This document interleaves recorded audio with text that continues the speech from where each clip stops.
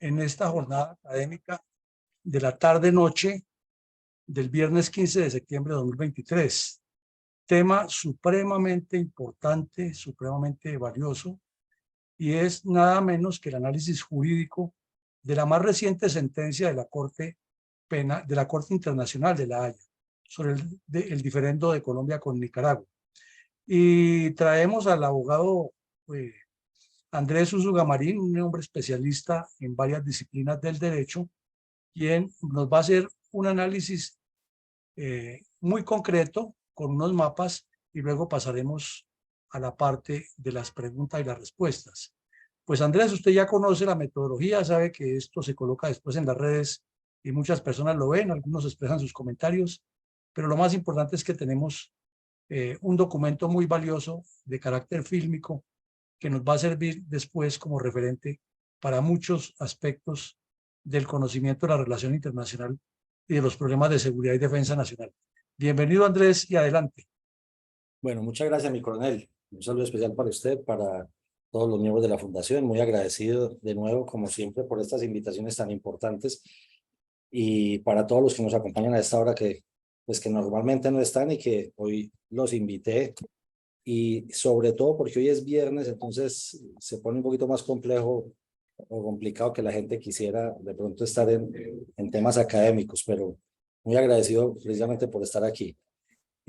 Yo voy a intentar algo, y es como siempre lo he dicho, o desde hace más o menos 2 años para acá, voy a intentar que sea muy corta la presentación, pero ya hoy no solamente muy corta, sino muy concisa y muy masticable. Una palabra ahí que me parece chévere, y es, yo creo que es importante que los temas que son tan técnicos, tan jurídicos, no se expliquen, y que son adicionalmente tan importantes para el país, no pueden ser abordados con tantas florituras o con tantas tecnicismos, pues porque la gente se aburre, simplemente se aburre. Entonces lo que voy a intentar hoy es no llevarlos a las profundidades del derecho internacional y mucho menos del derecho del mar, sino que voy a intentar simplemente que ustedes entiendan en los titulares básicos qué ha pasado desde,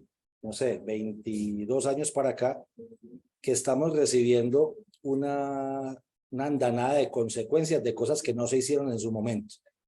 Entonces, simplemente sería como para dejar las líneas básicas, que la gente entienda muy bien en qué vamos, y adicionalmente que pudieran generar muchas preguntas, que es lo que voy a intentar hacer. Pero les voy a pedir un favor, yo a las 7:15 más o menos, como dentro de una horita, 7:15, 7:20, tengo que suspender la transmisión porque debo desplazarme a un bello municipio del departamento de Antioquia a una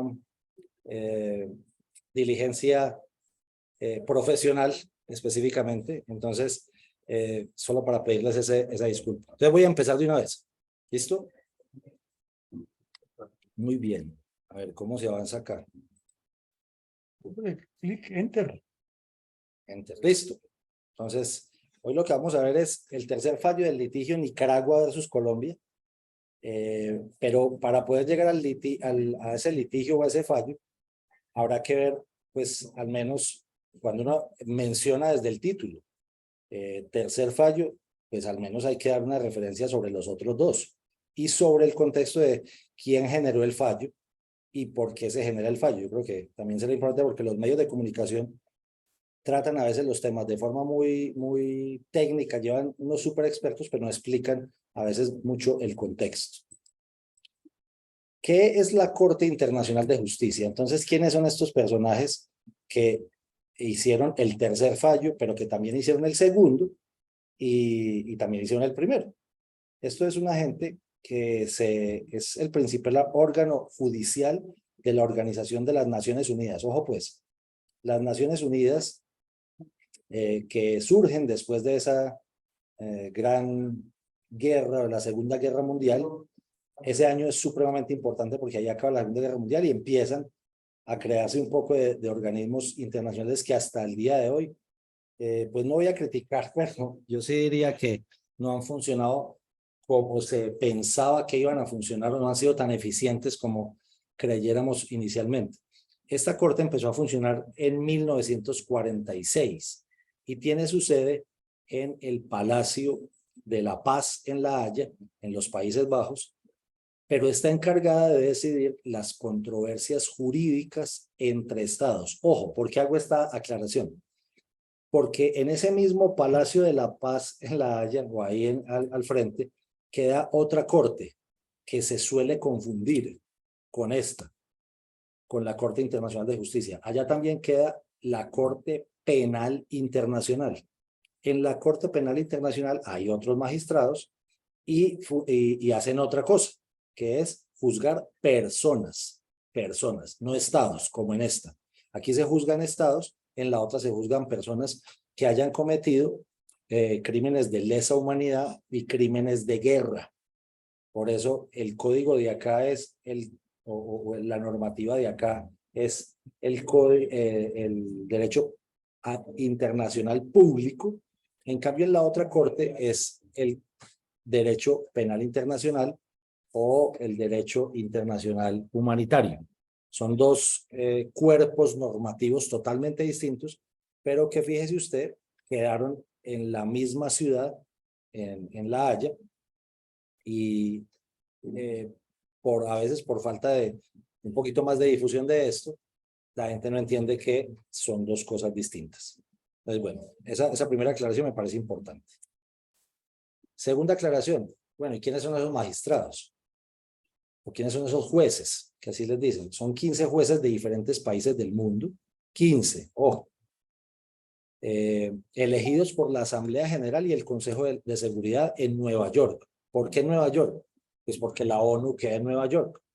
Y 6, como lo vemos aquí en un slide más abajo, en una viñeta más abajo, 5 de los 6 organismos más importantes de las Naciones Unidas quedan en Nueva York. 5. El único que no está en Nueva York es este, que es la Corte Internacional de Justicia.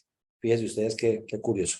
El único. De resto, la Asamblea General, el Consejo de Seguridad, que como lo vimos ahorita son las dos que eligen a esos 15 jueces o magistrados, el Consejo Económico y Social, el Consejo de Administración Fiduciaria, todos ellos quedan en Nueva York. Cumplen mandatos, esos jueces son elegidos para 9 años y pueden reelegirse pues por otros 9.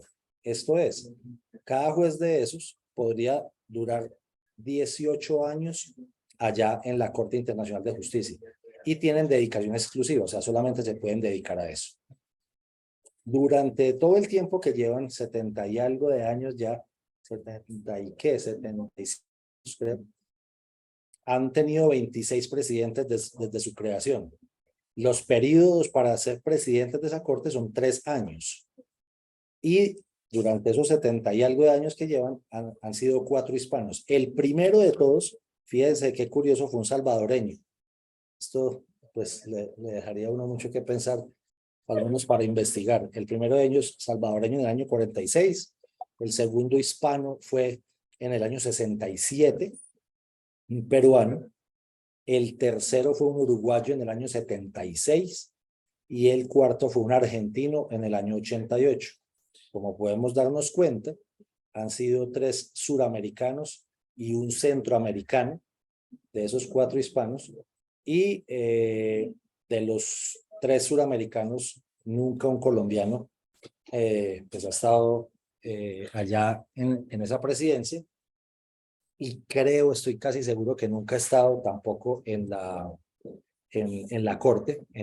Nunca hemos tenido uno de esos 15 jueces, si no tengo mal el dato, pero tampoco lo ha tenido Nicaragua.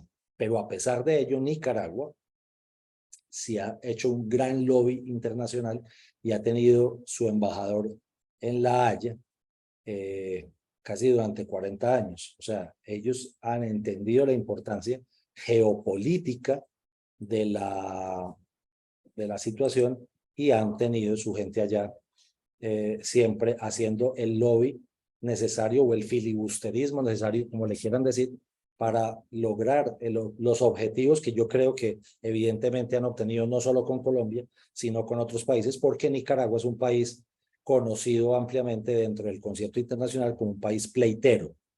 O sea, es un país que va intentando escamotear o pelucear, en palabras muy vulgares, pedacitos de tierra de sus países vecinos. Lo pueden decir sus compañeros, sus amigos en el Caribe y también en Centroamérica, con quienes tiene límites marítimos y límites terrestres.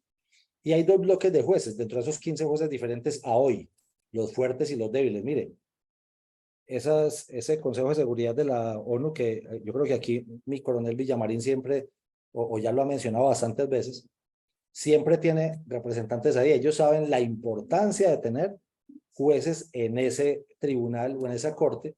Entonces los países fuertes, Estados Unidos, Rusia, China, Francia, Japón, India, Alemania y Brasil, podríamos decir que Brasil también hace parte, y como han mencionado pues últimamente, hace parte de esos BRICS.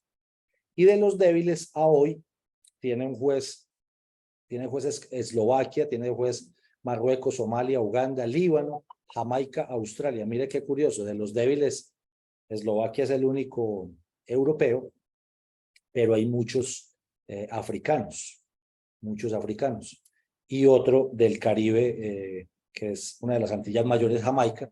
Y Australia lo dejé ahí de último porque no estoy tan seguro de que esté en el bloque de los débiles, pero tampoco estoy tan seguro que hoy haga parte del bloque de los fuertes. Entonces, para una discusión posterior, sigamos avanzando. ¿Qué debe saber uno cuando se va a sentar a estudiar el fallo 1 o el fallo 2 o el fallo 3? Es más, ¿qué debe saber uno cuando se va a meter a estudiar ya no solamente los fallos, sino las demandas, sino las contestaciones y sino los procesos que se han tenido? Porque realmente han sido 3 procesos. El primer proceso que fue por allá empezando el siglo XX, que tenía un antecedente muy largo, que a veces tampoco lo cuentan, el fallo 2 o el proceso 2, que es después del fallo 1, 2012, para el año 2022, y el fallo 3, que fue el de este año, del pasado 13 de julio. Entonces, ¿qué debe saber uno? Cosas que uno se empieza a preocupar, con toda sinceridad se los digo, en esta aula en este momento hay gente que, pues, creería yo que casi todos tenemos más de 40 años, pero ¿por qué digo que es preocupante? Porque a mis alumnos y a gente un poco más mayor, inclusive ya en maestrías y en especializaciones, de 25 años, 35 años, ya no les tocó que les enseñaran geografía básica. ¿Y qué es geografía básica? Y uno, por ejemplo, entonces, ¿yo por qué diría que uno tiene que saber geografía básica para poder leer o entender o comprender el fallo? En geografía básica le enseñan a uno qué son los meridianos y qué son los paralelos. Simplemente ese concepto tan básico de geografía que me lo enseñaron a mí, no me acuerdo, creo que en primaria o iniciando el bachillerato, y a uno le quedó claro o uno lo puede entender un poco mejor porque vuelve y retoma, porque en mi casa hay atlas o hay mapamundis o hay un globito terráqueo que uno suele tener ahí decorando la biblioteca. Simplemente ese concepto de paralelos y meridianos la gente no lo entiende, al menos en Colombia, debo ser muy claro. Porque en otros países donde el desarrollo, por ejemplo, de instrumentos tan básicos ya en los vehículos como un GPS, pues la gente tiene que entender qué es la latitud y qué es la longitud. Conceptos básicos de geografía. Sin ese concepto básico de geografía no vamos a entender a qué se refirió el primer fallo y cuáles son las consecuencias jurídicas de eso para el mapa colombiano, por decirlo así, que es en última lo que nos interesa a nosotros. También hay que tener historia general de América y del Caribe, porque a veces nos enseñaron historia de los países mediterráneos americanos, o sea, con tierra firme, pero no nos enseñaron situaciones tan importantes como cómo termina configurándose la isla La Española, que es donde hoy están Haití, que habla un lenguaje totalmente distinto a la otra mitad de la isla, que es República Dominicana. ¿Por qué República Dominicana? La historia de Cuba, que es tan importante para lo que después vivimos en toda Latinoamérica. Al menos de las Antillas Mayores, Cuba, la Española, Jamaica, Puerto Rico, pero también de las Antillas Menores, ¿cierto? Que ahí hay una cantidad de islas que no solamente son islas pequeñas, sino que son países, que son estados y que harán parte después en las organizaciones internacionales y tendrán un voto tan válido como un país como Brasil o como Argentina. Entonces creo que es importante. Países como Granada, Santa Cruz, Trinidad y Tobago, y se darán cuenta de la importancia geopolítica de ese cinturón del Caribe con las Antillas Menores, de cómo esos votos terminan o haciendo beneficios o trayendo desastres por las votaciones que se hacen allá en lo que hoy se llama la OEA.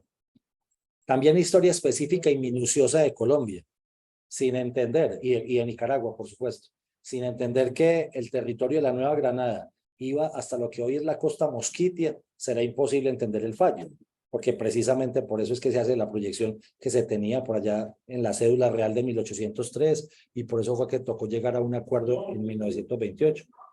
Y entonces a Nicaragua le gusta un pedacito de la historia, pues no le gusta el otro pedacito. Si nosotros no conocemos todo el pedazo completo, pues tampoco vamos a ser capaces de defendernos.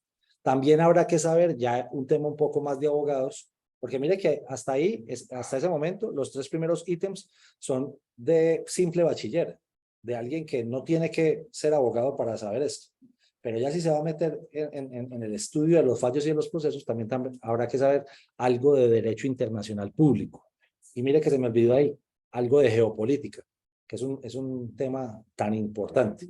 Y en el derecho internacional público tendrá que saber sobre el Tratado de Esguerra-Bárcenas del 24 de marzo de 1928 y saber qué estaba pasando ese 24 de marzo de 1928 en la República de Colombia y en la República de Nicaragua, porque ahí empieza toda la pelea, o ahí empieza toda la discusión, mejor, de cómo estaba usted el 24 de marzo de 1928 y cómo estaba yo. Ahí hay un gran vacío histórico que la gente no cuenta. Entonces, que nuestro presidente era Miguel Abadía Méndez, pero ¿quién era nuestro canciller? Entonces, el señor Esguerra. ¿Y quién era el señor Esguerra? ¿Y por qué firmaron? ¿Y dónde lo firmaron? ¿Y a qué se refiere el tratado? ¿Y el tratado quedó bien hecho o quedó mal hecho? Porque en última fue la primera discusión que nos propusieron. Pero ojo, 20 años después viene el Pacto de Bogotá, que técnicamente se llama el Tratado Americano de Soluciones Pacíficas de ese 30 de abril del 48. Y mire, cosas que a veces la gente no conecta en los noticieros. Solo 21 días después de ese Bogotazo con la muerte de Jorge Eliezer Gaitán. Entonces, lo que la gente no conecta es qué era lo que estaban intentando sabotear quienes mataron a Gaitán. ¿Qué personajes extranjeros estaban en Santa Fe, Bogotá, ese 9 de abril del 48? Intentando sabotear lo que se iba a suscribir en Bogotá, que de hecho se suscribió, que es ese pacto de Bogotá. ¿Y por qué querían sabotear ese tratado o esa configuración o ese nacimiento de la OEA de ese momento? Ese tratado para nosotros solo operaba supuestamente hasta el 27 de noviembre de 2013, un año después del fallo número 1. Del fallo número 1. Y así decía el tratado. Si usted se retira del tratado, los efectos del tratado durarán hasta un año más allá de la fecha en que usted se retire del tratado. Nosotros nos retiramos del tratado, pero ya dicen o decimos los militares, hoches, cuando ya para qué. Nos teníamos que haber retirado por ahí desde el año 2001. Entonces, ese es otro punto importante. Otro punto a tratar que es crucial es el derecho básico constitucional de ambos países. ¿De cuándo es la Constitución de Nicaragua? Hubo una muy larga, de 1948 al 2014, donde les pasan una cantidad de cosas con muchas enmiendas, y ahí es donde llega pues el Frente de Liberación Sandinista en el año 79 al poder por medio de las armas con el señor Daniel Ortega, que hoy y esta semana se está poniendo de moda porque están discutiendo con antiguos compañeros de lucha, como ellos mismos se decían, y nuestra constitución más larga, que fue la del 86, 1886, duró 104 años, hasta 1991. ¿Y qué quedó en esa constitución de 1991? Específicamente, para el que lo quiere ir buscando, ¿qué quedó en el artículo 101 de nuestra constitución? Ojo, 101, para que no lo olviden. Adicionalmente, Y ya en un tema muy técnico, muy específico, creo que muy delicado inclusive, conocer sobre derecho del mar. Y derecho del mar previo a 1982 y posterior a 1982. ¿Por qué? Porque ahí está la Convención de Montego Bay en Jamaica de 1982, que es la Convención del Mar. Esto es, ¿eso hace parte del derecho internacional? Sí. ¿Es una parte específica del derecho internacional? Sí, sí, pero Colombia no la ratificó. ¿Qué significa eso? Que a nosotros no nos podrían aplicar las normas que se asumieron por parte de muchos países a nivel internacional desde el año 1982, ya 41 años. ¿Por qué? Porque Colombia no suscribió la Convención del Mar de Montego Bay. ¿Y qué quiere decir que no se suscribió? Que hoy la Convención del Mar no hace parte del ordenamiento jurídico colombiano, de esa pirámide donde está todo el cuerpo normativo que obliga a nuestros colombianos. Y mucho menos luego del artículo 101 de la Constitución del 91, que los invito a que lo leamos todos. Y si quieren ahorita lo ponemos ahí para que lo leamos todos en un momentico. Sigo, de forma corta. Esto es lo que yo quiero con ustedes. Si ustedes miren cómo fue este litigio en 3 actos. Primer fallo, primer strike, fallo del 19 de noviembre del año 2012. Estaba el gobierno de Juan Manuel Santos, pero el litigio venía desde una demanda del 6 de diciembre del 2001 en el gobierno Pastrana. Ojo, 6 de diciembre del 2001 nos demandan en el gobierno Pastrana. Y el fallo dijo, sí, pero. Ahorita les voy a explicar qué significa eso, para ser muy rápido. Les voy también a contar que antes del 6 de diciembre del 2001, que se presentó esa demanda, nos estaban advirtiendo que nos iban a desconocer el Tratado de Guerra Bárcenas, o sea, que iban a desconocer el Pacta Sunt Servanda, que iban a desconocer inclusive el Pacto de Bogotá de 1948. Nos lo estaban diciendo como desde el 69, ni siquiera había llegado Ortega al poder. Pero en el 79, cuando llega con los fusiles en alto a Managua, lo dice, y es más, se lo dicen al gobierno colombiano en un cóctel en Managua celebrando el triunfo de la revolución sandinista. Y le dicen, ¿sabe qué, señor embajador? Que no recuerdo el nombre. Nosotros vamos a desconocer, en una revolución que tenía claras ciertas cosas, vamos a desconocer el Tratado de Guerra Bárcenas. Esto es, vamos a desconocer los límites entre Colombia y Nicaragua en el mar, desde el 79, y nunca tomamos acción. Y nos dormimos, y no hicimos nada. Y nos quedamos quietos esperando a que nos demandaran. ¿Cuánto hay desde el 79 hasta el 2001? 32 años. 32 años. En 32 años, absolutamente inermes, absolutamente quietos, absolutamente absortos. ¿En qué? Pretendiendo que no nos iban a demandar. Como si ellos no tuvieran y no estuvieran haciendo un lobby desde los años 80 en La Haya, en la Corte Internacional de La Haya que les comenté ahorita. Mire, pues, entonces debemos ser conscientes de que, lo voy a decir en palabras muy coloquiales, nos la estaban cantando desde el 79 y nosotros confiamos infundadamente en que nunca nos iban a demandar. Pues nos demandaron hasta el año 2001.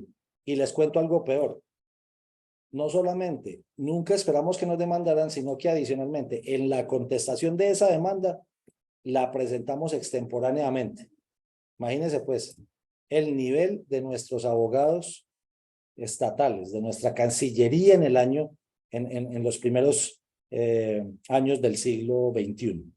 Increíble, eso es increíble que nos haya pasado. Pero bueno, voy a continuar con el segundo strike y ahorita les explico cada fallo, lo que está en rojo, lo que dice sí, pero. Segundo strike. El segundo strike es, Nicaragua dice, el fallo del 19 de noviembre de 2012 no se está cumpliendo.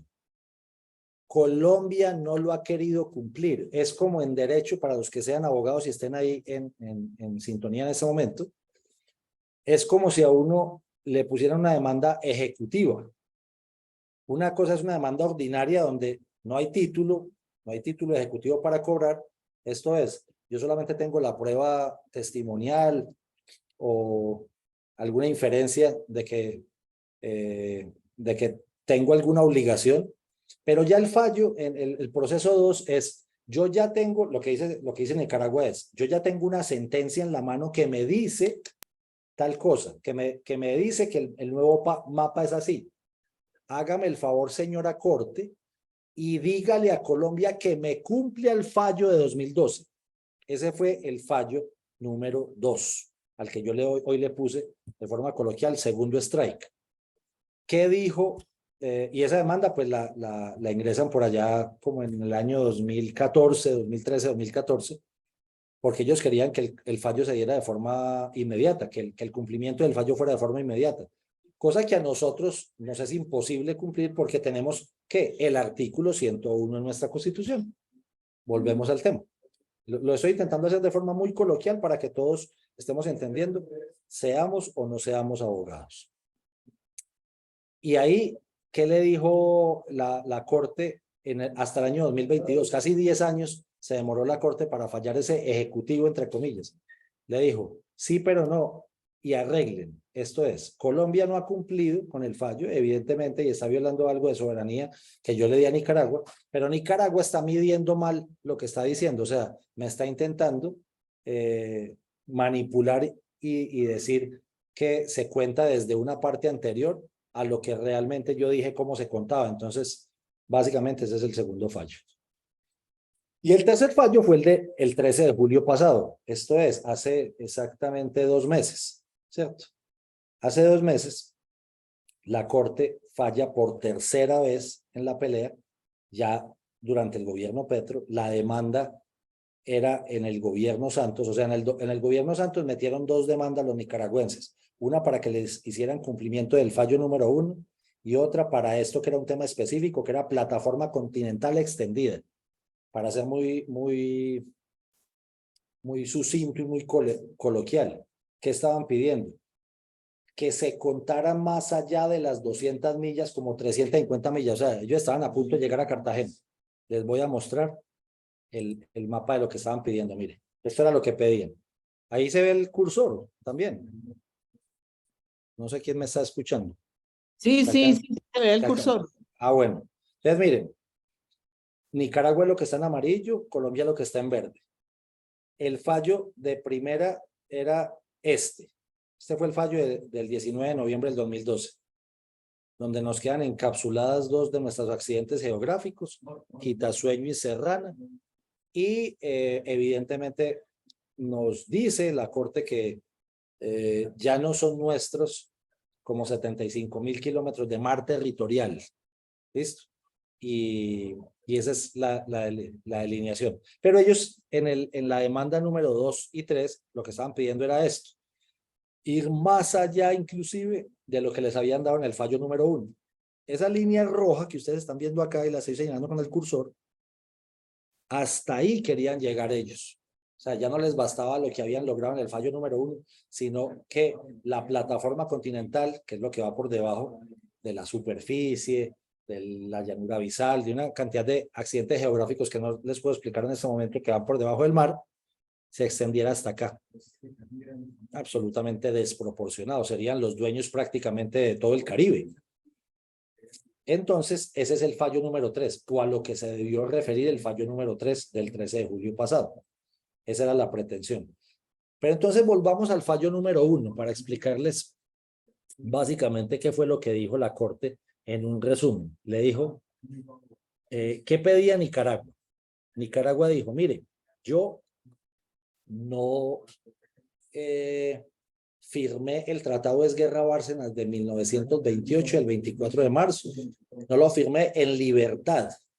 Esto es, yo estaba invadida por los Estados Unidos, entonces ese tratado entre Nicaragua y Colombia estaba viciado. Así se dice en derecho, viciado el tratado. O sea, tenía un vicio de legitimidad porque quien firmó el tratado estaba coaccionado por la fuerza de los estadounidenses. Una situación bastante absurda y absolutamente falsa, pues del todo, porque si bien tenían tropas norteamericanas en su territorio, no estaban gobernando las tropas norteamericanas. Eso por un lado. Y por otro lado les voy a contar algo que casi nadie cuenta tampoco y que tiene que ver mucho con este foro de militares y exmilitares que están acá. Para 1928, Colombia no tenía armada, Colombia no tenía fuerza naval, Colombia no tenía una flota en el mar que pudiera defender el derecho, porque las flotas, pues en últimas, operan desde el elemento más importante del derecho, que es la coercibilidad. Pero a 1928 nosotros estábamos sin marina como desde 1930. Nuestra marina vuelve a renacer fíjese una cosa que es curioso, nosotros estamos cumpliendo 200 años más que de la Armada Nacional, del mito fundacional de nuestra Armada, que es la batalla del lago de Maracaibo del 24 de julio de 1823. Sin embargo, hubo una suspensión bastante grande, porque pues yo no sé si a Bolívar y a Santander no les parecía importante tener una marina en ese momento, y nosotros tuvimos todo ese tiempo sin marina. Por eso nos pasaron una cantidad de situaciones que no les puedo contar aquí porque me demoraría mucho, pero muy tristes. Pero entonces, si bien, si lo que dijo Nicaragua era que no tenía fuerza para respaldar el Tratado de Esguerra Bárcenas, entonces nosotros también podríamos acudir, yo no tenía marina, yo no tenía cómo defender un tratado de límites marítimos en ese momento, y sin embargo firmamos un tratado. Entonces, eso es importante decir. ¿Y qué termina diciéndole la Corte en ese 19 de noviembre del año 2012? Fecha nefasta para la República Colombiana. Que evidentemente el Tratado de Esguerra Bárcenas, como no había especificado que el límite entre los dos países era el meridiano 82, porque cuando lo quieran leer, el Tratado de Esguerra Bárcenas no relaciona específicamente y detalladamente nuestros accidentes geográficos, que es como se hace un tratado hoy en día, ¿cierto? Y ese tratado que se hizo en 1928, empezando a mirar cómo se hacían los tratados, entonces dijo Nicaragua, dijo la Corte, de forma desafortunada me parece a mí en ese momento, con todo el lobby de Nicaragua, dijo, ¿sabe que sí? ¿Sabe que ese tratado está mal hecho? Y como está mal hecho, entonces yo voy a determinar los límites que tienen que operar entre Colombia y Nicaragua. ¿Y con qué método voy a determinar esos límites? Con un método muy especial, porque como ahorita tenemos la Convención del Mar de Montego Bay de 1982, entonces ahora se tiene un método para... Y entonces, ojo, pero es que Colombia no ha firmado la Convención del Mar de Montego Bay. A mí no tienes por qué aplicarme el método de Montego Bay. Esa norma no me aplica a mí porque yo nunca ratifiqué el tratado, nunca ratifiqué la Convención del Mar. Pero la gente no cae mucho en cuenta de eso. Entonces, básicamente eso es lo que pasó en el resumen básico. En el resumen básico. El fallo número 2, como se los había dicho ahorita, en la demanda ejecutiva, y es, hágame el favor y me hace cumplir el fallo número 1. La Corte en 2022 dijo, si bien es cierto, Colombia no ha cumplido y ha violado la soberanía de pesca y de una cantidad de cosas, no puede exigírsele a sus raizales, por ejemplo, que pierdan su arraigo con la pesca en el mar. Entonces, ese fallo no se perdió del todo, es la verdad. Y sí, por ahí en YouTube está una explicación que hicimos del fallo con oficiales navales, con gente raizal, y nos dimos cuenta que, bueno, o sea, lo que dice la Corte en ese momento es, Colombia, trate de cumplir, cumpla lo que yo le dije en 2012, pero también Nicaragua, no sea ventajosa, no se aprovecha y no intente contar una línea de base del mar, de la línea de costa, para cumplir una plataforma continental más allá de lo que realmente tiene. Por favor, no lo haga. Entonces, ese es el fallo número 2. Y el fallo número 3, lo que dice es sobre plataforma continental extendida, que les mostré el mapa política, es no, Nicaragua definitivamente no se mide así. Usted sigue intentando medir como no es y la plataforma continental no hace parte del derecho consuetudinario que usted tiene. Y el fallo, ese y ya, que ven ahí, quiere decir, y el fallo de 2012 queda como está. Por eso es que yo dije en medios de comunicación cuando me entrevistaron sobre el fallo número 3, yo dije, pues del abogado el sombrero. Yo no me alegraría tanto, ¿por qué? Porque lo que nos dice el fallo número 3 es, no le doy la razón a Nicaragua, pero se queda el fallo número 1 como está. Y nosotros en el fallo número 1 perdimos, y perdimos mucho. Y no hemos podido aplicarlo porque nuestra constitución no lo permite, pero ya hemos visto por ahí, aunque no sé cómo está con la pelea de esta semana, ya hemos visto por ahí que el presidente Petro, inclusive el pasado 20 de julio, ya dijo que iba a negociar, el fallo, y entonces uno no sabe qué pensar con este gobierno, esa es la verdad. No sabemos hacia dónde va a ir porque da bandazos, y como no tienen la gente idónea y técnica, creería yo que ni siquiera en el canciller, entonces no sé hacia dónde va. Si se va a quedar como estamos hasta este momento, sin cumplir el fallo número 1, que es lo que yo haría. ¿Por qué? Porque el fallo es absolutamente legítimo y no seríamos el primer país en no cumplir un fallo de la Corte Internacional de Justicia, sino que va a cumplir el fallo número 2 o 3, no sé, pero este es el momento en que estamos en total incertidumbre, pero es bueno que lo sepamos por si nos toca hacer la presión, no sé, desde la academia, desde los medios de comunicación o desde las redes sociales, para que este gobierno, por favor, no negocie nuestra soberanía en el Mar Caribe. Estarían muy contentos algunos países europeos, inclusive Rusia, que ya nos hizo alguna vez un lance cuando trajo el destructor Pedro el Grande y lo atracó en uno de los puertos nicaragüenses. Entonces, básicamente es eso, y lo dejo casi que hasta ahí para que ustedes entiendan que no me iba a meter en una súper discusión técnico-jurídica porque no es la idea. La idea es que los que somos o son legos en la materia, pues no se empiecen a enredar con florituras técnico-jurídicas. Entonces, conclusión. El mapa después del fallo de 19 de noviembre del año 2012 es este, o fue este. ¿Listo? Creo que lo hemos conocido bastante. Ahí ven nuestros dos cayos encapsulados, el Quitasueño y el Serrana, estos puntos de delimitación que se hicieron con un método ahí que realmente no nos pareció muy acertado, pero que la canciller del momento dijo días antes que ojalá fuera un fallo salomónico. Ahí tiene su fallo salomónico.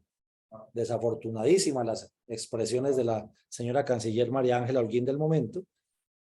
Pero entonces lo que les quiero decir, no sé si para preocuparlos o para que queden contentos, que no creo, es que el mapa después del fallo del 13 de julio pasado, o sea, este es el mapa después del fallo número 1. En cambio, el mapa después del fallo número 3, es el mismo.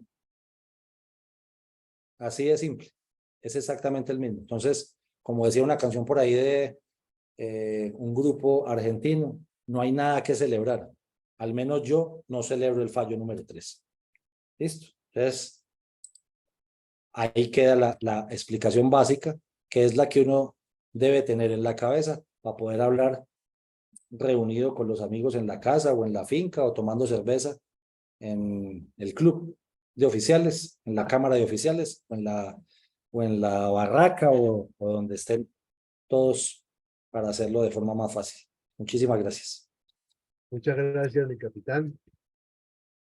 Entonces vamos con el espacio de preguntas de la conferencia que nos acaba de estar excelente. El capitán Andrés Úsula, para lo cual ya ha levantado la mano en primaria la ingeniero Rosita. Adelante, por favor. Muchísimas gracias. Excelente explicación en términos entendibles, mi doctor Usuga. Muy buena. Pero realmente es que cuando redactan las sentencias, las autoridades jurídicas son enredaditos también. Son bastante enredaditos. Entonces eso de que sí, pero no, y que tal vez sí, pero no definitivo sí, no lo entienden sino ustedes. Yo tenía la ilusión de que en este último fallo respecto de la plataforma continental, que como bien tú dices va por debajo del agua, se habían pasado por la galleta a Costa Rica y a Panamá, como que si aquí estamos, quiten ustedes de ahí que yo voy para Colombia. Eso fue lo que hizo Nicaragua, ¿no? Y la Corte le dijo, no, Y cuando dijo no sobre la plataforma continental, yo pensé con el deseo y dije, y los otros dos fallos fuera. Pues entonces, pienso que nos debemos sostener en eso. Ese cuento de que no reconocen el tratado Bárcenas, etcétera, como se llame, me parece que nos tenemos que sostener en que sí, nosotros sí reconocemos ese tratado y que no, ellos no estaban ni mucho menos esclavizados por Estados Unidos, como lo dicen. Y el segundo, sí, nos tenemos que sostener jurídicamente, porque eso que han hecho, inclusive para mí, ignorante, porque no soy abogado, ignorante en esa materia, creo que la Corte de la Haya redacta tan mal como casi todos los abogados, perdón, pero es que así es. Yo me he leído por lo menos 10 veces la Constitución actual y créeme que he encontrado unos horrores de redacción que enredan a la gente. Pero ojo, doctora, voy a salir en defensa de mi gremio. Es que la A ver. Constitución Política de Colombia no la redactaron abogados. ¿No? ¿Quién? Sí, la redactaron los del M19. Eso es distinto. Sí. Pero ha pasado por 30 o 40 o 50 reformas y ahí se han intervenido. No, acuérdese que los congresistas que reforman la Constitución tampoco son abogados necesariamente. Bueno. Los que redactan más que maluco, es una palabra muy paisa, hoy que celebramos varias cosas, entre ellos se me ha olvidado pues hacer homenaje a un antioqueño que hoy partió al viaje eterno, el maestro Fernando Botero. Más que mal redactan maluco y redactan enredado y redactan ininteligiblemente, o sea, redactan a que no se cumplan las cosas. Como para que la gente no entienda, más bien, algo así. Pero que no quiere decir que está mal redactado, ¿no? Porque jurídicamente pues hay una buena redacción y adicionalmente las vuelven súper largas las sentencias, la Corte Constitucional de Colombia. Pero miren, les había dicho que ojalá pudiéramos mirar el artículo 101 porque ahí es donde está la esencia de nuestra defensa. A ver. La esencia de nuestra defensa. Mire, dice, artículo 101, ahí lo estoy compartiendo. Los límites de Colombia son los establecidos en los tratados internacionales aprobados por el Congreso, debidamente ratificados por la República. Esto es, hasta ahí, el Tratado es Guerra Bárcenas. ¿Por qué? Ahí está el Tratado es Guerra Bárcenas, y ya. Y los definidos por laudos arbitrales en que sea parte de la nación. No conozco el primer laudo arbitral que tenga que ver con el tema Nicaragua-Colombia. Entonces, hasta ahora no aplica. Los límites señalados en la forma prevista por esta Constitución solo podrán modificarse en virtud de tratados aprobados por el Congreso. Hoy no hay otro tratado. ¿Hoy qué tratado está? El Esguerra Bárcenas. Entonces, Montego Bay no existe. Montego Bay para nosotros no existe. Para nosotros, actualmente. Sí. Y ojo, debidamente ratificados por el presidente de la República. Forman parte de Colombia, mire pues, que ahí viene algo interesante. Forman parte de Colombia, además del territorio continental, el archipiélago de San Andrés, Providencia, Santa Catalina e Isla de Malpelo, además de las islas, islotes, cayos, morros y bancos que le pertenecen. También son parte de Colombia el subsuelo, el mar territorial, la zona contigua, la plataforma continental, ojo, la plataforma continental, que es lo que fue objeto de del tercer proceso. La zona económica exclusiva, el espacio aéreo, el segmento de la órbita geoestacionaria, el espectro electromagnético y el espacio donde actúa de conformidad con el derecho internacional o con las leyes colombianas a falta de normas internacionales. Entonces, déjeme, le cuento una cosa muy importante, ingeniera Rosita, y para todos los que están ahí. Hay dos principios básicos del derecho internacional que mire que aquí se menciona, de conformidad con el derecho internacional. ¿Listo? Dos principios básicos. Uno, se llama el iuti possidetis iuris. ¿Qué significa eso? Que está en latín. Significa como has poseído, poseerás. Esto es, así como nosotros hemos poseído, no desde 1928, no desde el Tratado de Guerra Bárcenas, desde antes, desde 1803 en el decreto, en la cédula real que España asignaba a lo que hoy después fue el territorio de la Nueva Granada. Entonces, primer principio, como has poseído, poseerás. Y segundo principio, que es el de los tratados o los contratos son para cumplirse. Así de simple. Los tratados, los convenios, los contratos son para cumplirse. Entonces, si tenemos un tratado internacional de 1928, eso es para cumplirlo. Eso no es para mamarle gallo. No es que quedó mal hecho. ¿Dice quién? Si lo que había dicho, que no les conté ahorita, si lo que había dicho 1948, el Pacto de Bogotá, fue, y las disputas que ya se hayan resuelto, mire pues, 20 años después, Tratado de Bogotá, y las disputas que ya estén resueltas de acuerdo a un tratado internacional, quedarán así. Eso fue lo que dijo el Pacto de Bogotá. Entonces uno dice, si tenemos tratado de guerra de Bárcenas, si el Pacto de Bogotá lo dijo, si no firmamos contigo Bay, en Montego Bay, ¿cómo así que va a venir una corte en el año 2012 y nos va a decir que va a desconocer todo el derecho internacional previo que teníamos? Pero yo no sé si es que aquí, no sé si es que eso es muy difícil de explicar, no sé si es que no hemos tenido los suficientes abogados idóneos para que vayan y peleen allá, no sé si es que nuestros cancilleres no han sido capaces de explicarle al país por medio de la pedagogía o la andragogía. Entonces, como no han sido capaces de explicarles al país como que San Andrés solamente le importa como país ir a bañar en el mar, o ir a tomar trago, ir a pasear, no sé, pero no ven a San Andrés como una plataforma estratégica, que es lo que realmente es. No es una piscina, no es un hotel. San Andrés es una plataforma estratégica de nosotros en el Caribe, y nosotros realmente somos fuertes en el Caribe. Nuestra marina podría ser una de las más poderosas del Caribe, sin lugar a dudas.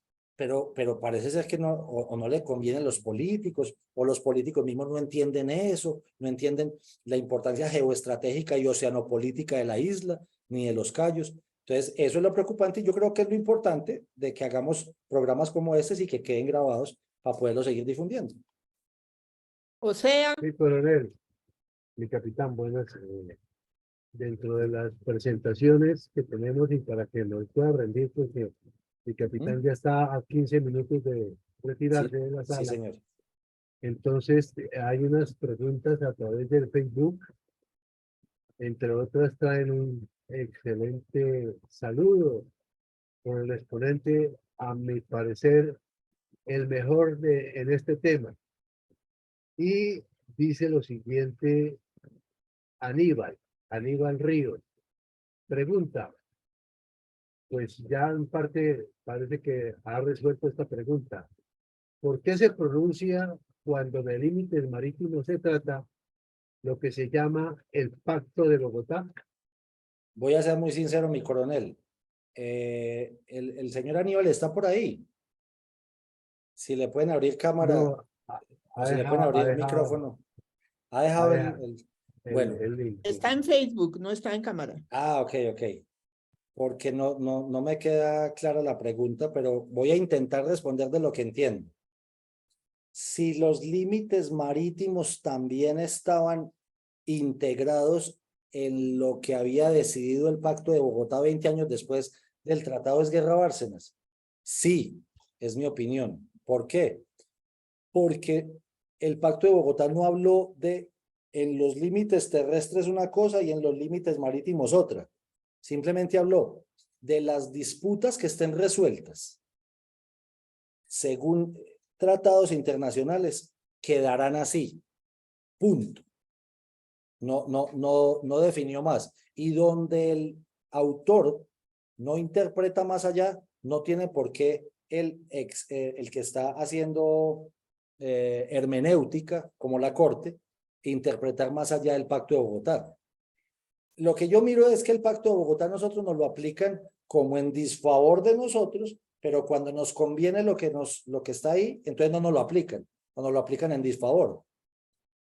No sé si alcancé a resolver absolver la pregunta. Gracias, mi capitán. Tiene la Sí, señor. palabra mi sargento mayor Elías. Gracias, mi coronel. Buenas noches, doctor Andrés. Cordial saludo. Buenas noches, mi santo mayor.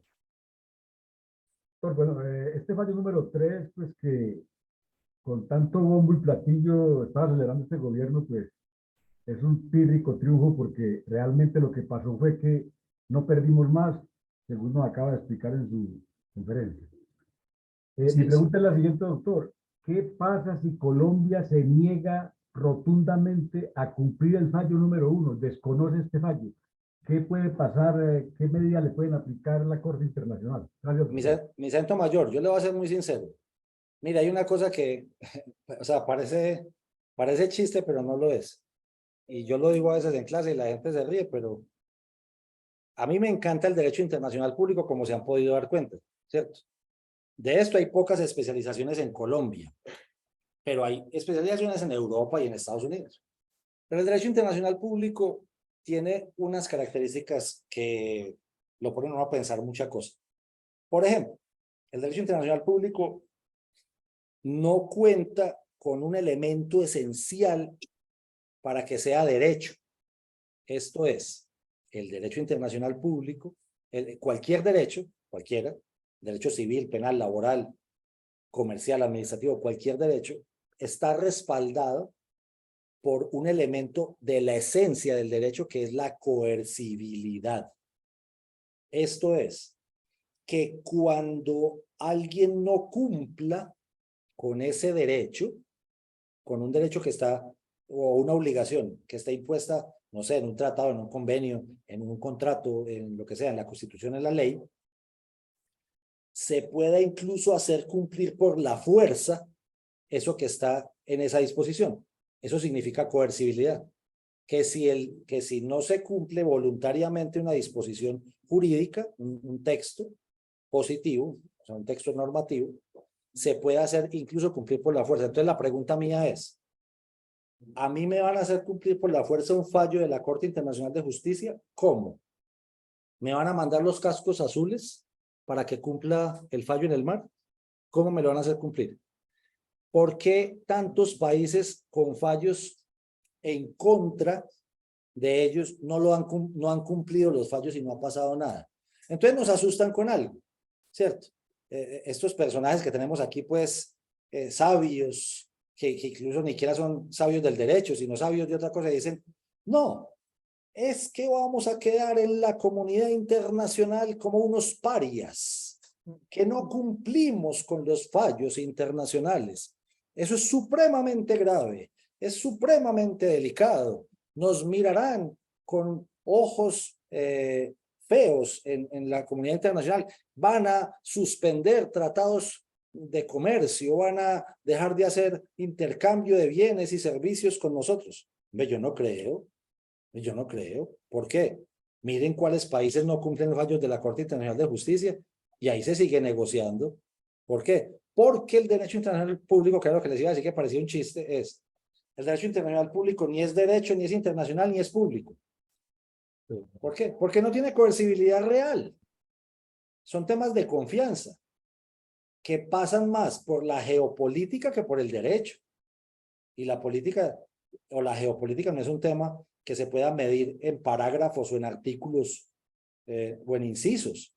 No es tan fácil de observar así. La geopolítica es una cosa distinta. La geopolítica es el que tenga más fuerza y tenga capacidad de mostrar su disuasión. Uno no compra buques de guerra porque quiere irse a la guerra con otros países. Uno compra buques de guerra para poder decirle a otro país, yo tengo buques de guerra, no te metas conmigo. ¿Por qué? Porque estoy en capacidad de utilizarlos, porque tengo tripulaciones entrenadas, capacitadas y los equipos están operativos. Precisamente por eso se hacen, como se hizo este año, el tema de lanzar el misil y mostrarle a la comunidad internacional, estoy pegando, ¿cierto? En un ejercicio de tiro naval que se hizo este año en el cumplimiento de los 200 años. Entonces, siento que no sería gran cosa, pero aquí nos venden un muy miedo todos los días. Yo no tendría miedo, siendo un canciller o siendo un presidente de la República, en decir, no voy a cumplir el fallo número 1, haga lo que quiera. Punto. Y ya, pero bueno, tenemos distintos políticos en Colombia. Gracias, doctor. Mi capitán. Ana Bolena desde Cartagena pregunta, ¿considera que Nicaragua cambiaría su obcecada ambición de robar territorio a Colombia? Otra vez. ¿Considera que Nicaragua cambiaría su obcecada ambición de robar territorio a Colombia? Yo creo una cosa, yo creo que no se le va las ganas a Nicaragua de seguirle peluceando o escamoteando territorio no solo a Colombia, sino a otros países, otros estados. Eso no se va a acabar hasta que no cambie el régimen sandinista, el régimen del Frente de la Liberación Sandinista. O sea, hasta que Ortega no caiga y sus esbirros, ¿no? Porque podría ser que Tuet muera y como en Cuba, hoy está Díaz-Canel, que ni siquiera creo que estaba vivo al 31 de diciembre del 59. Pero mientras no caiga el régimen nicaragüense, que es un régimen pelionero, peluciador, creo que no va a cambiar mucho el tema. Mi coronel, por otro lado, Gregorio García pregunta. Mi coronel García, coronel de la Infantería Marina, cordial saludo para él. Correcto, mi coronel Gregorio García, Infante Marina. Infante Marina, sí señor. Gracias, Úsuga, muy amable. La voluntad todo lo supera, mi coronel. Cordial saludo, señor. Gracias. La coerción económica la pueden aplicar con los países socios. A ver, mi coronel García. Yo creo que si hay algo fuerte en la vida es el tema económico. Yo creo que ahí es donde debería uno de entender la geopolítica económica. Pero es que yo siento que Nicaragua sigue siendo protegido por Rusia, por ejemplo, hoy, sigue siendo protegido por Venezuela, sigue siendo protegido por Cuba, que no tienen grandes economías, pero que hablan duro en la región y que ya hoy tienen a un Brasil también, que lo recuperaron, y hoy tienen a una Argentina recuperada. Entonces yo creo que mientras se siga, Nicaragua nunca ha estado bloqueado, por ejemplo, en cambio Cuba sí. Si es lo que estoy entendiendo la pregunta, mi coronel. Si el bloqueo o el supuesto bloqueo que le han hecho a Cuba es coerción económica, yo creo que eso es válido, pero eso no es real. O sea, lo que han cantado una cantidad de gente, inclusive aquí en Colombia, el bloqueo a Cuba. ¿Cuál bloqueo? ¿Cuál bloqueo?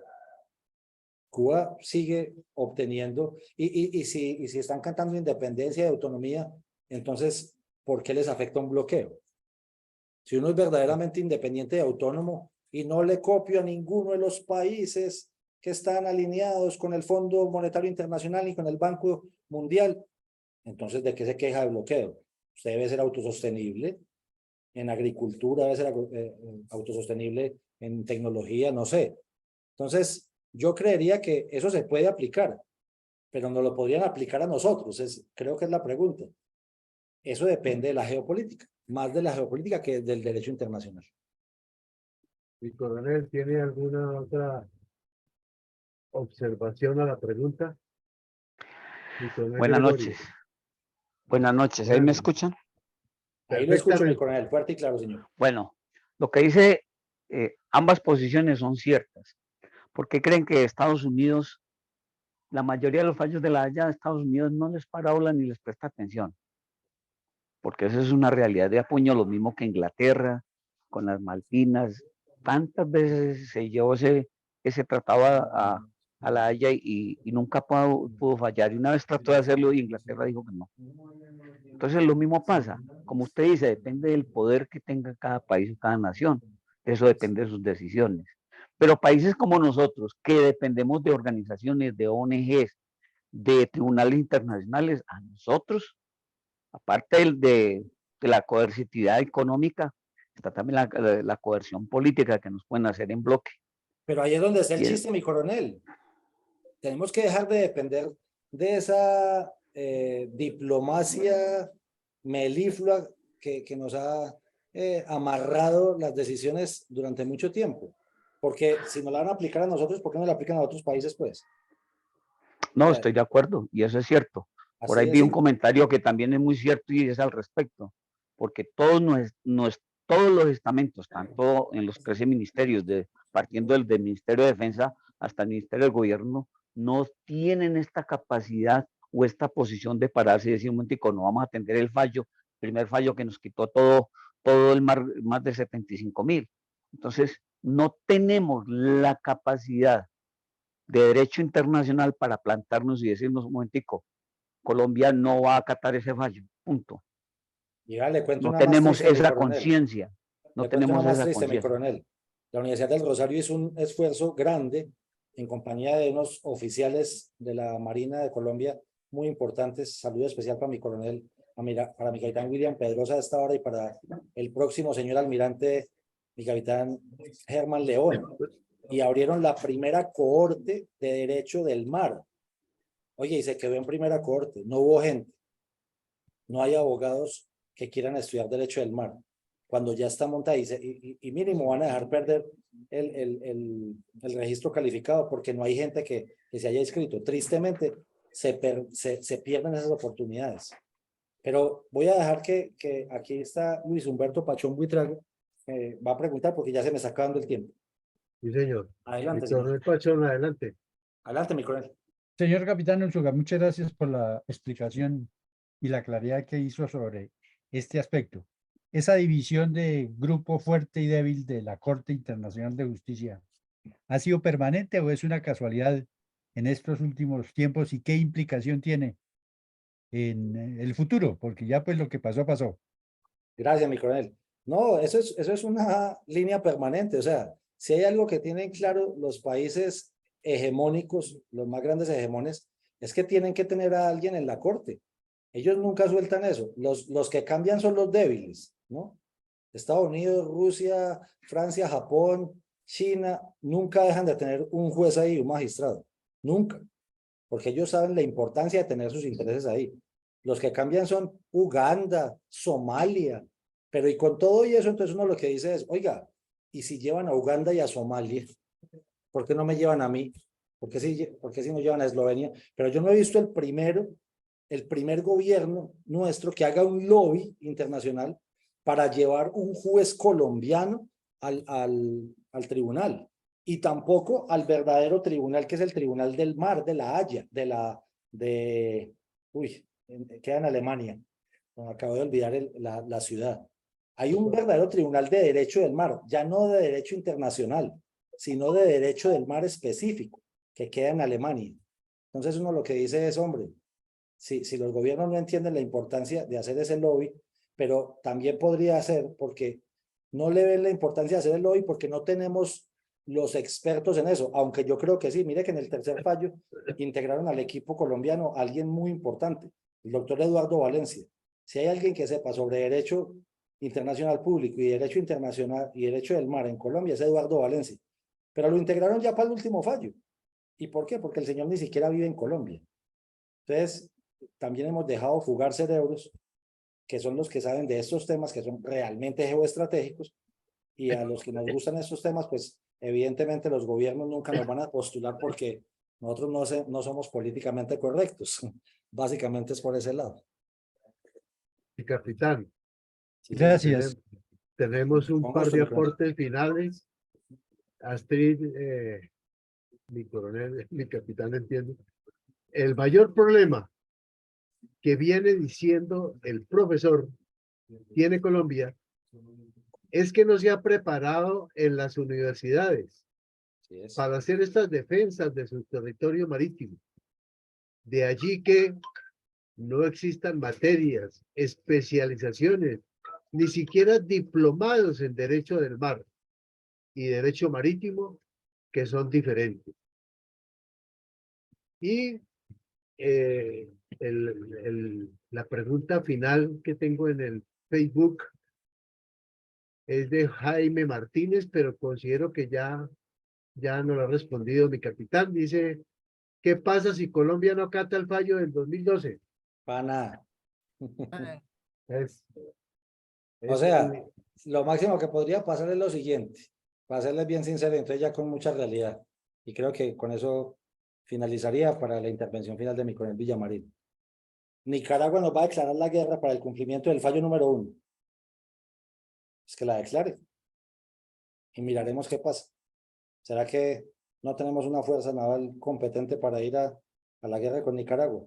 Pues si fuera el extremo, pues no, evidentemente no me gustaría, ni nadie está pensando en una guerra, pero si fuera así, ¿qué pasa? Entonces se armarían dos bloques por el cumplimiento de un fallo. Entonces vendría Rusia a defender el cumplimiento del fallo de Nicaragua. No sé, vendría algún otro país a respaldar la posición colombiana. No sé. En forma rápida, mi capitán, porque este señor. personaje que sigue a continuación es importantísimo para nosotros, es mi capitán Iván González. Así es. Le vamos a dar la palabra final antes de la intervención de mi coronel Villamarín. Adelante, por favor, mi coronel González. Vaya, señor. Gracias, mi coronel. Mi capitán, no es una pregunta, sino una apreciación que enriquece lo que usted nos ha dicho. Pues si nuestro conocimiento e importancia del mar termina en las playas de Cartagena, entonces usted tiene mucha razón de nuestra ignorancia de hasta dónde llega nuestra soberanía sobre el mar. Pero a mí me inquieta aún todavía más que es que de la soberanía terrestre más la soberanía marítima nos depende la soberanía aérea, que son como 2 millones de kilómetros cuadrados y un poco más. Porque la proyección hacia arriba. Correcto. Entonces, imagínense las consecuencias que inclusive no solamente bastan para irse a bañar a la playa de Cartagena. Así es, señor. Muchísimas gracias, mi coronel. Importantísima su intervención y ojalá haya un poco más de conciencia de esto, no solamente donde siempre la hay, que es en la Escuela Superior de Guerra, en la Escuela Naval, por ahí en algunos foros o charlas, pero creo que la conciencia marítima colombiana ni en los colegios ni en las universidades todavía ha llegado. Muchas gracias, señor, por la intervención. Pues mi capitán, el tiempo es nuestro principal. Ya. Entonces, mi capitán, muchas gracias por su intervención. Vamos a darle entonces la palabra a mi coronel Villamarín. Felicitaciones. Definitivamente sus conferencias siempre tienen esa calidad. Gracias, Excelente calidad. Mi capitán, mi coronel Villamarín, adelante, por favor. Bueno, muchas gracias, mi coronel. Muchas gracias a usted, Andrés, por acompañarnos, por compartir sus puntos de vista y por orientarnos de una manera tan sencilla en los términos jurídicos, que son los que más se complican a veces.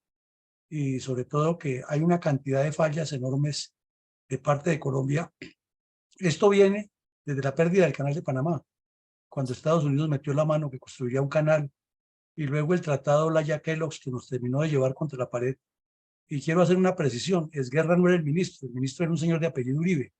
Esguerra era un embajador, un delegado del ministerio, y en Nicaragua el canciller tampoco era el señor Bárcenas, era un funcionario, era un funcionario del tercer secretario o algo así de la Secretaría allá. Lo que pasa es que los Estados Unidos habían invadido a Nicaragua y estaban en la época en que Sandino estaba haciendo guerra.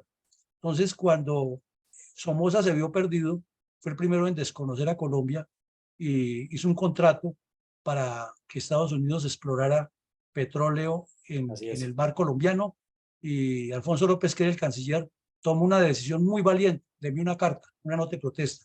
En Caracas y en Managua hay toneladas de cajas llenas de notas de protestas de Colombia, de los abusos que han tenido con los colombianos y con nuestra soberanía.